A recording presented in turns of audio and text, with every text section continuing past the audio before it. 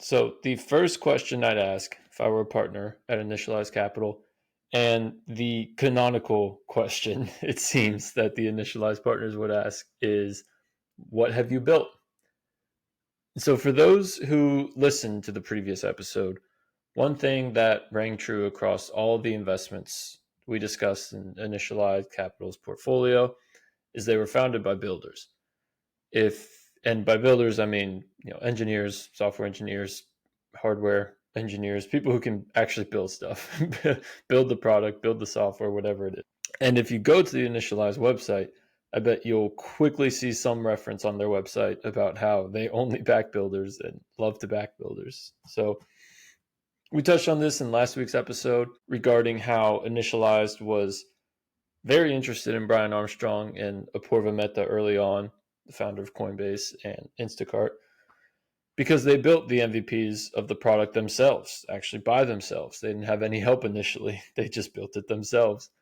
They assumed people would be interested in, what they had to offer, but instead of doing market research or pulling in as much data about consumer behavior as they could to use to pitch investors, or to be able to have data to build a fancy pitch deck to get money from investors, to de-risk their opportunity cost of building the product first without any money, they just decided to build the product to confirm whether users would want to use it or not.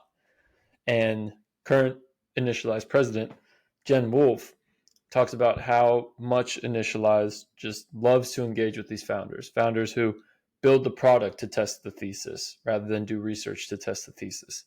She once said, quote, "They're people who like to build things to solve problems. They don't want to just talk about it or research it. They're very action oriented. And they say, I've identified this problem, and this is how I'm going to start to figure out how to get product market fit or how to solve the problem. I'm going to create the product and put it out there. And that's going to be my main way of trying to understand whether this is something people want or need." So Initialized loves this trait in a founder so much because builder owners or builder founders of a startup can move so fast. If they have an idea for a new feature or want to reduce friction in a process after talking to a user, they can just sit down for a few hours and do it. They don't have to coordinate with a team to get it done or design the workflow to give to some engineer or developer to get it done. They can just do it themselves. And as we've discussed many times in this podcast series, startups need to move fast because it's one of the only advantages they have over large incumbents. The faster you move, the better. And being able to go from idea to product immediately helps you move fast. And the Initialized team believes in this concept so much that they really don't care about credentialism. They often say they don't even look at founders' resumes at times because what's more important to them is seeing what the founder has built. And founding partner Garry discussed this in more detail as he said, quote, "We like to see what you built. That's really powerful. I don't want to see your resume. I don't really care where you came from.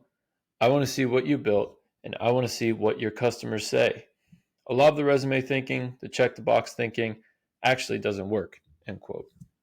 So this is interesting because most pre-seed or seed investors care most about credentialism, which when investing at purely the idea stage is really the only thing you can base your investment on. So it's understandable.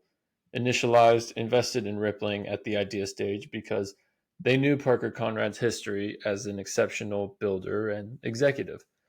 But Initialized is unique in the fact that when there's an MVP on the table to review, that's valued a lot higher than the founder's experience and formal credentials. The Initialized team would much rather support Apoorva Mehta, the founder of Instacart, who worked at Amazon for 2 years as just a regular software engineer, which is notable, but he was also launching just unsuccessful startup after unsuccessful startup, which is kind of a red flag considering he said he launched somewhere around 20 companies in 2 years before starting Instacart. So, what's to say the 21st will work? And what's to say this inexperienced 26 or 27-year-old will be the one to make something as hard as grocery delivery finally work after many failed attempts by others? So many investors would pass on this resume and work history and credentials, but Initialized loved the product Apurva built and could see that he was willing to grind on this project himself to make Instacart as successful as it could possibly be early on. And so luckily, Initialized loved his willingness to build a janky and extremely unprofitable MVP. As I touched on in the last episode, they were burning $30 on a $12 revenue generating transaction. So horrible economics. But they just loved Apurva's grit and willing to build, that they invested at the earliest possible stage, which, as we know, delivered them a massive return, as we talked about in the last episode. So if I were a partner at Initialize, I would love to see an MVP. If you come to the meeting with just an idea, but a history of building great products, then we can talk. But if you come to the meeting with an actual demo, then I will be a lot more excited for our meeting, and your chances of raising capital are much higher. So while this is especially true for Initialized founders, in general, I just suggest trying to have an MVP anytime you pitch an investor. Trying to raise money before building the MVP to de-risk your personal financial outcomes or opportunity cost outcomes, that will just cause you to spend more time fundraising and less time actually growing and reaching the next milestone in your company.